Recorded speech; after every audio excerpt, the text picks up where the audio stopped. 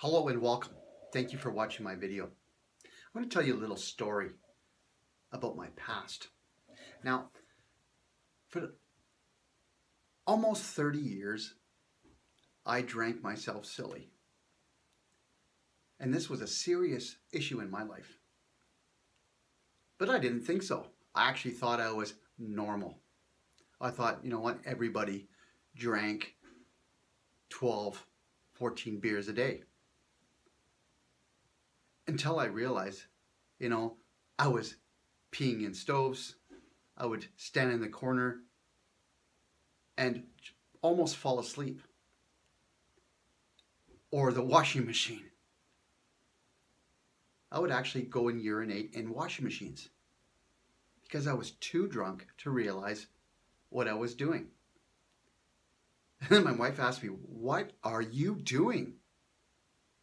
And she stuck with me through all these issues in my life because I got too drunk to realize where I was and what was happening in my life. I'm going to tell you this little story. I was walking back from the local casino with a friend of mine. And so I walked home. It was very close. Walked home and I started to open up this door. I thought it was my home. Yeah, I thought it was my home. And it wasn't. It was the neighbors because all the houses were exactly the same. All of a sudden, probably about 10 or 15 minutes later, here comes the local police stopping and so, "Who are you? What are you doing?" I said, "I'm just going home." And I was totally drunk. And they, "Well, where do you live?" I just pointed upwards over there. I was so drunk I didn't even remember where I was. I knew I was near my house, but not exactly. So these were the kind of things I was doing in my life.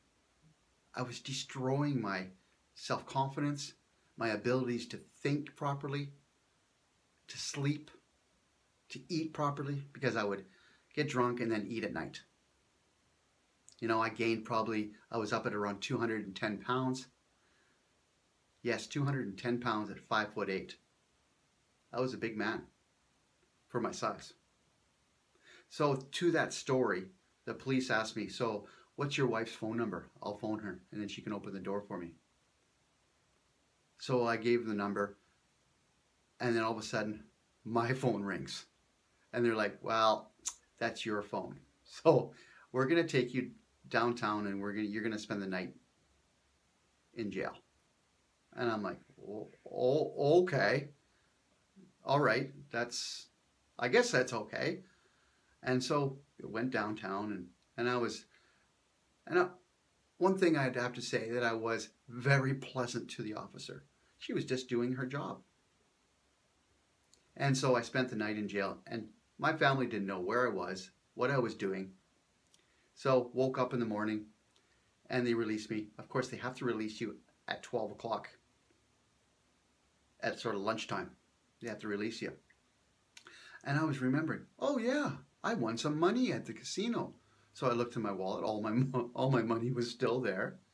And they actually told me I was one of the nicest drunks they had ever met. And I thought to myself, is that a good thing, to be a good drunk? I was shrugging my shoulders. Okay. So I walked home. And nothing I thought about that issue in my life. So I walked home and they're like, "Where were you?"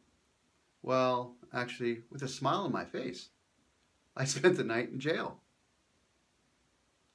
And they're like, "Well, what happened?" Well, I knocked on the wrong door and then I gave them my phone number and so forth. And then they took me downtown. So those kind of stories happen to me all the time. All the time. So that's just one of them. And I'm going to continue to really dive into alcoholism. And I shouldn't say alcoholism because that's classified as a disease, because I truly believe that alcohol is not a disease. It's a choice we make. Now, I've been 2 years sober, and I did it through the dedication of myself, self-care. And I'm going to explain how that all worked out through these sets of videos that I'm going to be making. If you really like this video, press like, share. If you know somebody that really needs to understand how to change in their life, how to create sober feelings and success feelings in their life, contact me. There'll be my email and telephone number in the description. So everybody have a fantastic day and create the life that you've always wanted and you always desired in your life. So bye-bye everyone. Have a great day.